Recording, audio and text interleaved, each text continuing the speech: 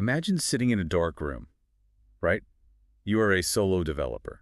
You've been coding for, I don't know, 14 hours straight. Yeah, which is usually a recipe for total burnout. Exactly. But in this scenario, you aren't chugging energy drinks to stay awake. You're not like stressed out about some looming sprint deadline or a demanding boss yelling at you. You're just wired. You are locked in this state of pure adrenaline-fueled, almost like manic excitement, because you are writing code 100 times faster than a whole human engineering team. Which sounds impossible, but yeah. Right.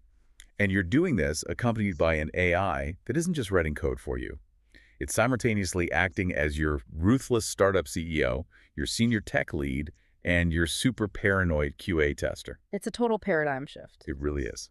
And today, we are doing a deep dive into this exact viral phenomenon that the tech industry has basically officially dubbed cyber psychosis. Cyber psychosis. I mean, it's such a visceral phrase, isn't it? It really paints a picture. It does. It was coined at the 2026 SXW conference down in Austin, and it perfectly captures that feeling of being completely consumed by the feedback loop. That flow state. Exactly. Interacting with a system that removes almost all the friction between, thinking of an idea and then actually seeing it function on your screen a minute later. And the catalyst for this specific outbreak of cyber psychosis, if we're calling it that, is a toolkit called Gstack. Or Gstack, depending on who you ask. Right, Gstack. At its core, it is an open-source workflow configuration for the AI assistant Claude Code. Mm-hmm. And when this thing dropped, I mean, it didn't just trend on GitHub. It completely shattered the speedometer. Oh, totally. It grabbed over 50,000 stars in just 16 days. Which is, well, to contextualize that velocity for anyone listening who might not, spend their weekends obsessively staring at GitHub metrics. Like we do. Like we do, sadly. Hitting 50,000 stars is a lifetime achievement for massive, globally backed open source frameworks. Yeah, we're talking about projects with millions in corporate backing. Exactly. Projects that take years to reach that milestone. So for a personal configuration setup, which is essentially what Gstack is at the end of the day, to hit that number in 2 weeks, it's just unheard of. It really signals a massive exposed nerve being struck in the developer community globally.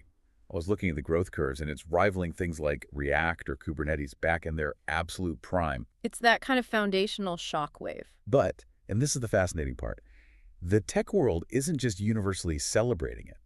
They are actively fighting over it right now. Oh, it's a literal civil war on Hacker News and tech Twitter. Completely. People are so deeply divided on what this tool actually represents. Some people are out there calling it the definitive future of software engineering, while others are calling it a really dangerous illusion. And peeling back the layers on why it's so incredibly polarizing is exactly what we're going to do today. That's the mission. We're going to look at the actual architecture of the tool, unpack frankly, the brilliant technical decisions behind it, and explore the philosophy that it essentially forces onto the user.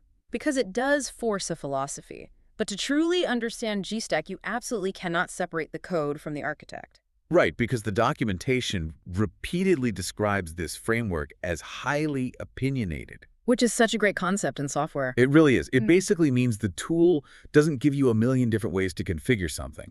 It gives you its way, and it assumes its way is the smartest way. Take it or leave it. Exactly. And that directly mirrors the creator of the stack, Garry. So let's really dig into his background, because it acts as the blueprint for everything this tool does. He wasn't exactly born into Silicon Valley royalty, right? No, far from it. Garry Tan's background is this really specific intersection of deep, fundamental technical roots and then this high-level, almost ruthless venture capital strategy. Where did he start? So he was born in 1981 up in Winnipeg, Canada. His parents were working-class immigrants. His father is Chinese-Singaporean, worked as a machine shop foreman, and his mother is Burmese-Chinese and worked as a nursing assistant. Okay, so very blue-collar beginnings. Right. And then the family relocated to Fremont, California around 1991. Which is basically arriving in the Bay Area right on the absolute eve of the massive 90s .com boom. You literally could not ask for a better geographic incubator for a tech mind. And he capitalized on it immediately, right? He started programming when he was 14 years old. Wow. And he didn't have a network, he didn't have tech mentors. So his strategy for getting his very first engineering jobs was to literally open the physical yellow pages. Wait, like the actual paper book? The actual paper phone book. He'd flip to local businesses, dial their numbers, and just cold pitch them on letting a 14-year-old build software for them. That level of raw hustle is just incredible. I mean, I can't even imagine a 14-year-old cold calling a logistics company or like a dental office in 1995 and pitching them on a custom database Yeah, system. it takes It guts. shows a baseline risk tolerance that obviously carried forward into the rest of his career. It clearly laid the foundation, because from there, he eventually went to Stanford, which is, the classic Silicon Valley pipeline. Right. He graduated in 2003 with a degree in computer systems engineering, did a brief stint at Microsoft as a program manager. But the real crucible, the defining moment of his early career, was joining Palantir Technologies as their 10th employee. And Palantir is absolutely legendary for its intensity. Mm-hmm. I mean, being the 10th employee there means you are in the room when the concrete is still completely wet. You're setting the DNA of the company. Exactly. You aren't just writing code. You are actively deciding what the engineering culture of a hyper-growth, data-obsessed defense company is going to look like. Palantir deals with massive, complex data sets for intelligence agencies. Which means the margin for error is effectively zero. Zero. And that forces an engineer to think incredibly defensively. You start looking for the failure modes before you even write the first line of code. Yeah, that paranoid mindset is key. And after Palantir, Tan transitioned into the founder role himself. In 2008, he co-founded Posterous, which, if you remember the Web 2.0 era, was a very popular blogging platform. Oh, yeah, I remember Posterous. It grew really fast and ended up being acquired by Twitter in 2012 for $20 million. But the massive pivot in his trajectory happened when he crossed over to the other side of the table, moving from building startups to funding them. Which is a huge mental leap, because building a startup requires this super deep, narrow focus on one product. But funding them requires a completely different mental model. Yeah. You have to evaluate systems and founders across hundreds of different industries all at once. Right, you're pattern matching. And in 2011, he joined Y Combinator, which is arguably the premier startup accelerator globally. He started as a designer in residence and then very quickly became a partner. And his time there is marked by some just incredibly prescient calls, right? Unbelievable calls. The most famous one is probably from 2012, when he wrote the very first seed round check for a little company called Coinbase. I mean, writing the first check for Coinbase in 2012, that single decision probably returned an unimaginable multiple. Oh. That's the kind of move that just permanently cements your reputation in the Valley. It absolutely does. And off the back of that success, he later co-founded his own venture capital firm, Initialized Capital. Okay. Through Initialized, he led early investments in massive unicorns like Instacart and the freight forwarder Flexport. He consistently ranked on the Forbes Midas list, tracking the most successful VCs in the world. Initialized grew so much that they were closing a $700 million fund by late 2021. And then, after building this massive VC empire, in 2023, he makes a huge return to his roots. He goes back to Y Combinator, but this time he takes over as the president and CEO. Succeeding Jeff Ralston. Right. And from everything detailed in the sources, he did not walk in quietly. He immediately started tearing up the floorboards. Oh, he completely restructured YC's investment operations. The most significant move was abruptly winding down their continuity fund. Which was what, exactly? So for context, the continuity fund was YC's vehicle for making later-stage investments in their own mature companies. Tan shut that down entirely to force the organization to laser focus back on its original core mission. Which is the early stage, very young startups, the messy phase. Exactly, back to the garage phase. He also set this aggressive new fundraising goal of $2 billion. It's the hallmark of someone who looks at a complex system, identifies what he perceives as like mission drift or inefficiency, and then just applies overwhelming force to course correct it back to the fundamentals. Which is a perfect segue into another highly visible aspect of his life. Because you cannot talk about Garry Tan in the mid-2020s without talking about his deep, polarizing involvement in San Francisco local politics. That's right. And for you listening, as we get into this part of the deep dive, it's really important to note we're looking at this impartially just to understand the context of his public profile, not endorsing any specific political side. But he really has become a highly influential political force in the city, hasn't he? Very much so. He self-identifies as a moderate Democrat, and as of early 2024, he had directed roughly $400,000 into local political causes in SF. And what are his main focuses there? His efforts are highly concentrated on three main areas. First, pro-housing development, specifically the YMBY or Yes in My Backyard movement. Second, public school reform. And third, increasing public safety, which prominently includes supporting police funding. So he's not just a quiet donor, he's a highly visible activist. I know he was a major financial and vocal driver behind the 2022 recall of San Francisco's progressive district attorney, Chesa Boudin. Right. And he heavily backed the recall of several members of the local school board around the same time. He also served on the board of a pro-growth political group called Grow SF, and recently launched his own statewide policy nonprofit called Garry's List to push for these pro-growth political candidates. But this high visibility has obviously brought significant controversy as well. It definitely has. For instance, he led a highly publicized boycott of the 2023 Web Summit after the founder made comments regarding the Gaza war.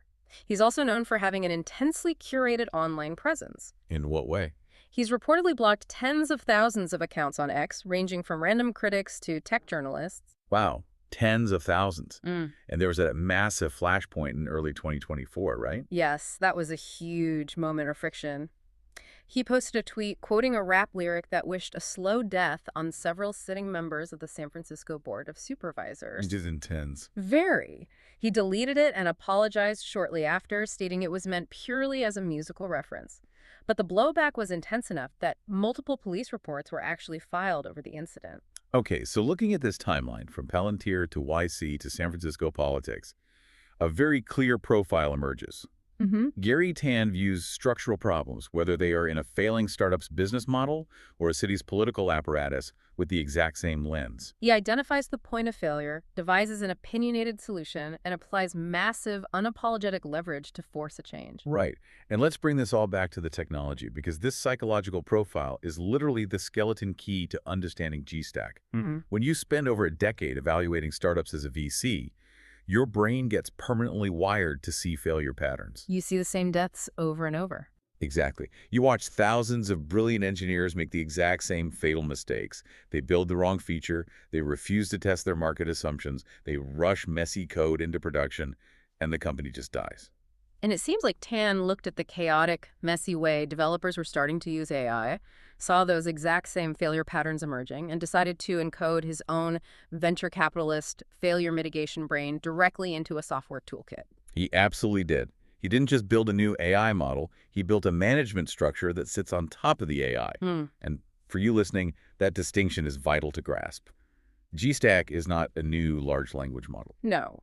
It is not competing with OpenAI's GPT-4 or Google's Gemini or anything like that. It is a workflow layer. So let's actually unpack the mechanics of that. The underlying engine here is Anthropic's Claude Code, which is a terminal-based AI agent. Right, and for anyone who isn't a developer, that basically means instead of talking to a chatbot in a little browser window on a website, you are running the AI directly inside the command line interface where your actual code lives. It's in the trenches with you. Exactly. It can read your local files, write new files, execute terminal commands. What Gstack does is wrap Claude Code in a highly rigid simulation of a top-tier engineering organization. How does it actually enforce that simulation? It does it by exposing 8 core skills. These act like specialized /commands that you type into the terminal, and the absolute genius of it is in the sequence it forces you into. Give me an example. Let's say you want to build a new payment feature for your app. In a normal, unfiltered AI workflow, you just open the chat and type build a payment processor, and the AI would immediately start vomiting code onto your screen. Which is terrifying, honestly, because it might just hallucinate a custom encryption algorithm that doesn't make any sense and accidentally delete your whole database while it's at it. Precisely. Gstack forcefully stops you from doing that.